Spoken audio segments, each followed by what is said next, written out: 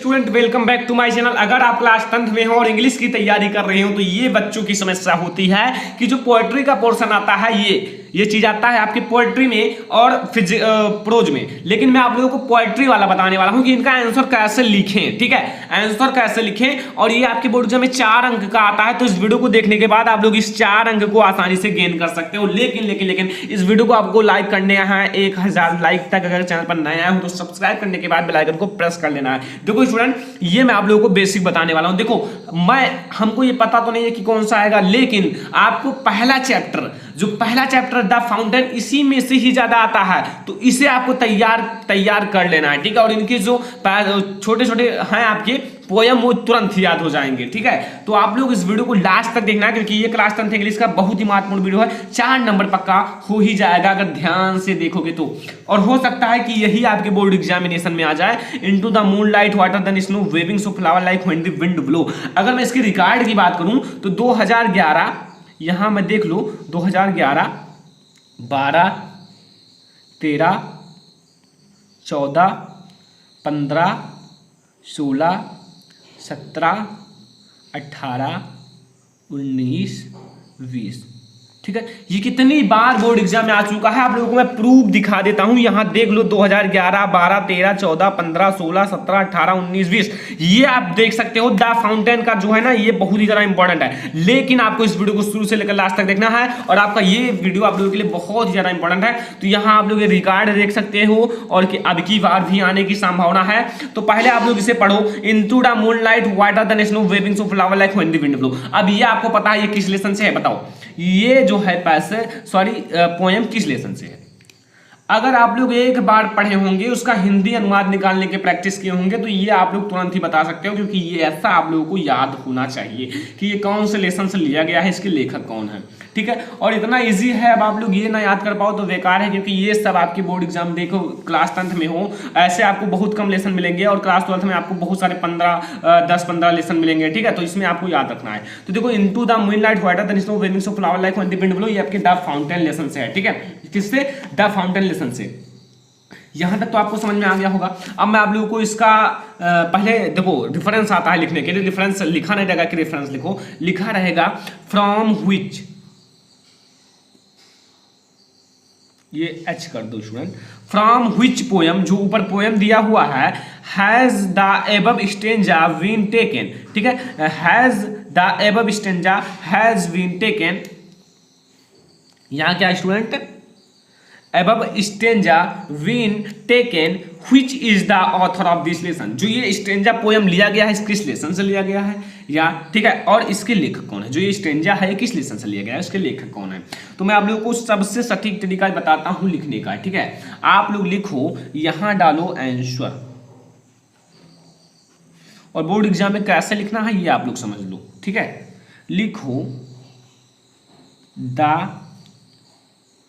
Above, जो आप ऊपर स्टेंजा देख रहे हैं। ठीक है, द एबव स्टेंजा, अभी आप लोगों ने ऊपर स्टेंजा देखा है, वही स्टेंजा की बात हो रही है। The above stanza has been taken. देखो ये आपको हर एक टीचर दूसरे रूप से भी बता सकता है, क्योंकि इसे हम लोग कई प्रकारों से भी लिख सकते हैं। अगर ये ना याद हो तो आप लोग लिख दो पोयम लेसन नेम, ये द फाउंटेन, और इसके ऑथर कौन है ये लिख दो, तब भी आपको नंबर दे दिया जाएगा। लेकिन आपको अगर फुल में फुल मार्क चाहिए तो जैसा मैं बता रहा हूं वैसा लिखो। The above stanza has been taken from the lesson. अब लेसन की बात आती है तो यहां आप लोग एक छोटा सा कॉमा लगाओ ऊपर की तरफ। ठीक है, और लिखो द किस लेसन से है, फाउंटेन, क्योंकि बहुत ही अच्छा लेसन है और बहुत ही ज़्यादा इजी लेसन है और बहुत ही मज़ा आता है पढ़ने में। ठीक है, ये द फाउंटेन से लिया गया है। ठीक है, ऐसे लिखो जैसा मैं बता रहा हूँ।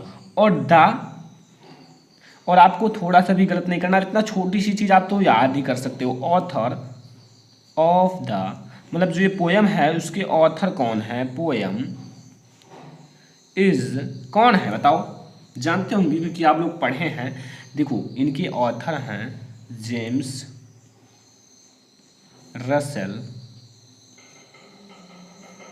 लोवेल। ठीक है, जेम्स रसेल लोवेल, ये आपका ऐसे ही आपको लिखना है, आपने बोर्ड एग्जामिनेशन में हैंड राइटिंग का आपको विशेष ध्यान देना है, ठीक है। The above stanza has been taken from the lesson sorry the poem the fountain, the author of the poem is James Russell Lowell. यहाँ डबल एल कर दो, ठीक है स्टूडेंट, जेम्स रसल लोवेल। तो ये ऐसे आपको बोर्ड एग्जामिनेशन में लिखना है। एक क्वेश्चन और बताता हूं, how does the effect of the vines of on the winds on the fountain, यानी कि जो फाउंटेन होता है हवा में कैसा दिखाई देता है, कैसा इफेक्ट डालता है। सब आंसर इसी में है, कैसा है बताओ, इसमें कैसा है बताओ, जानते हो? आई होप कि आप लोग जानते होंगे क्योंकि ये बहुत ही ज्यादा इजी है।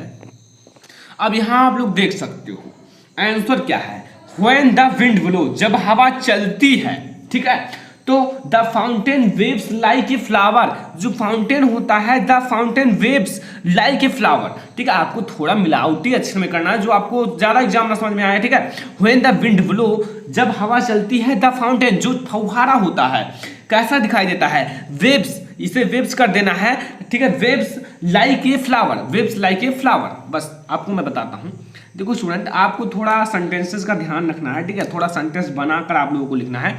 यहां आंसर देख लो क्या है, व्हेन द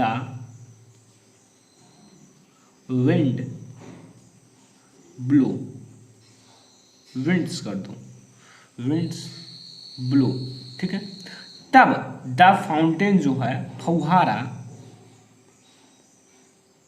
फाउंटेन वेव्स मतलब बहता है, ठीक है, या दिखा बहता है, ठीक है, लाइक या चलती है, ये फ्लावर एक फूल की तरह दिखाई देता है, ठीक है, लाइक ए फ्लावर।